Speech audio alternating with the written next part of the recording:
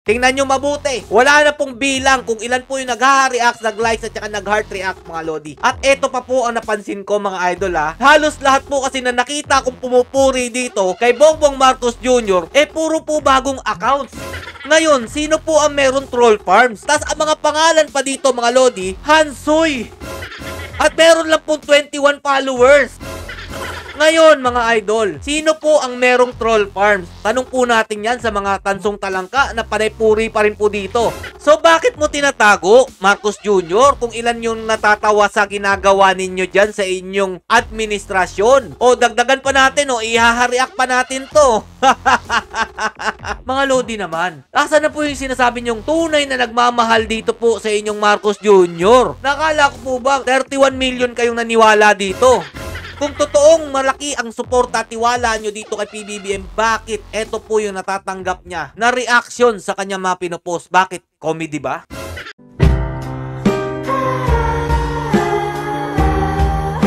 Yo, what's up mga lods? It's Mega Peps TV. Welcome back po sa ating channel. Napansin nyo rin po ba mga idol na mukhang manipulado po ni PBBM itong social media platform? Eto po mga lodi nung nakaraan kasi, nakita po natin kung gaano po pinagtatawanan ang kanya pong senatorial slate sa kanyang Facebook page. At eto nga mga lodi, ginawan po nila ng paraan. Pakita ko po sa inyo para malaman nyo kung ano pong ibig kong sabihin. Nung binisita ko po kasi itong page niya mga idol na meron pong 7.4 million followers na meron na lang po 24 following, napansin ko po mga lodi na pinagtatakpan po nila kung gaano po pinagtatawanan ito pong mga post ni Bongbong Marcos Jr. Tingnan nyo mabuti. Wala na pong bilang kung ilan po yung nag-react, nag-likes at saka nag-heart react mga lodi. Nakikita na lang po natin yung mga tao dyan pero hindi na po natin alam yung bilang po kung ilan po ang tumatawa na lang sa kanya. Dahil nga po, kahihiyan nga naman po ito. Dahil lahat po ng kanilang pinopost pinagtatawanan. At eto pa po ang napansin ko mga idol I-correct nyo po ko kung mali ako mga lodi. Halos lahat po kasi na nakita kong pumupuri dito kay Bongbong Marcos Jr. puro po bagong accounts. Ngayon, sino po ang meron troll farms? Yan lang po ang aking katanungan. Tas ang mga pangalan pa dito mga lodi, Hansoy. Pakita ko po sa inyo ng malapitan ayan po mga lodi si Hansoy. At meron lang pong 21 followers. Ngayon mga idol, sino po ang merong troll farms? Tanong po natin yan sa mga tansong talangka na panay-puri pa rin po dito. At eto pong post niya mga lodi, about po sa mga senior citizens na meron daw pong 10,000 pagtungtong daw po ng 80, 85, 90 at 95 mga lodi. 100,000 naman daw po para sa mga centenarian. Wow, grabe no? Ang pagkakalap ko mga lodi, hindi pa po siya presidente, meron na po yan So eto mga lodi may napansin po kasi akong comment. Sabi po kasi dito ni Sel Edeher, bakit almost good comments ay mga new profile? Napansin niya rin Masyadong observant na po ang ating mga kababayang Pilipino. So eto mga lodi hindi rin po makita kung ilan po yung bilang na nag-react, nag-like, nag-heart react. So bakit mo tinatago, Marcos Jr., kung ilan yung natatawa sa ginagawa ninyo dyan sa inyong administrasyon? O dagdagan pa natin ihahariak pa natin to. Diba? Halos po lahat ng nakikita po natin magagandang comments po sa ginagawa po nilang post dito sa kanilang page puro po mga dummy accounts or kakagawa lang po ng mga accounts mga idol. Tingnan po natin maghanap po tayo para malaman nyo po ang ibig ko sabihin. Eto po ang post na ito mga lodi. Tingnan natin yung mga papuri po ni Marcos Jr. Eto, good news for the Philippines. More investment, more progress. Tingnan po natin, 289 followers. Tapos hindi pa po totoong account niya mga idol. Parang ginawa lang po talaga. So eto pa, Charlotte Iwan.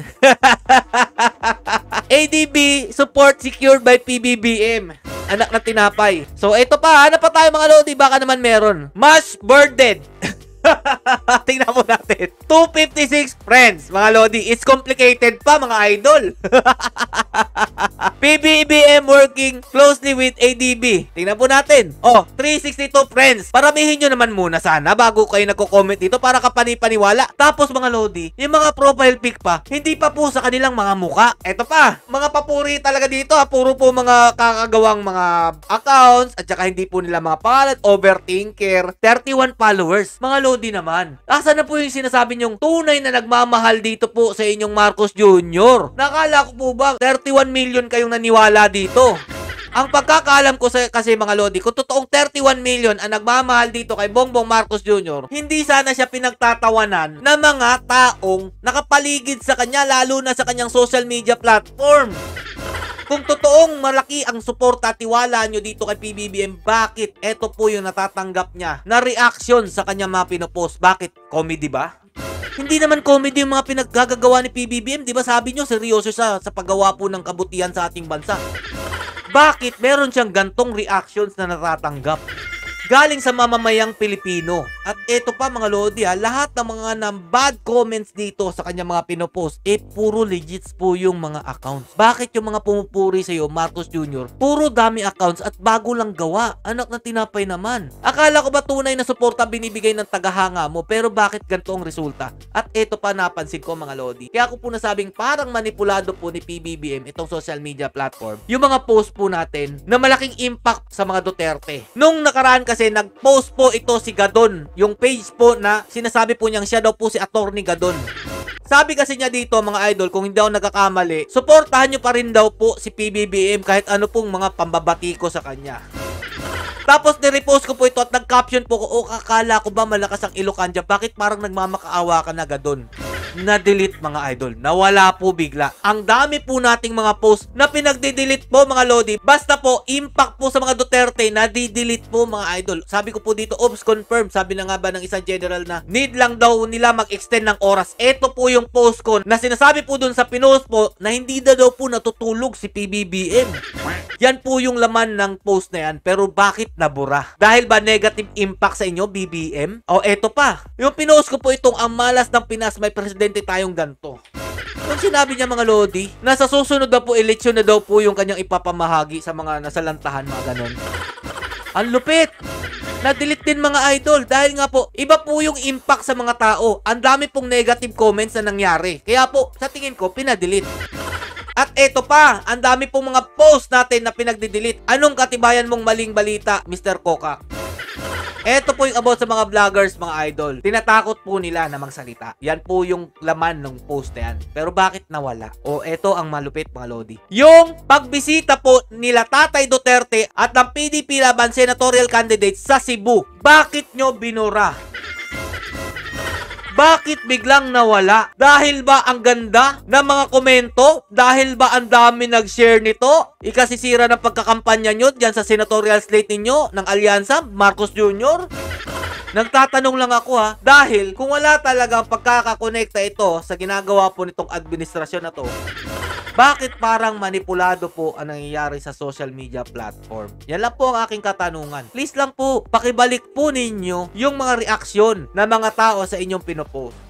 Para malaman ng sambayan ng Pilipino kung gaano na po talaga gising na gising ang ating mga kababayan sa ginagawa po ninyong kalokohan dito sa ating bansa. Para sa akin, yan po ang malinaw na basihan ng isang tunay na survey mga idol kung meron ka talagang ginawa o wala. Kayo ba mga idol? Naniniwala kayo? Maganda ang ginawa ng administrasyon ni Bongbong Marcos Jr.? Pa-comment nyo naman mga idol. O i-share nyo na rin itong video na to para malaman po nila kung gaano po nila pinagtatakpan ang mga nangyayari, pati na rin po sa social media platform. Stay safe mga lods and God bless you all. Duterte pa rin.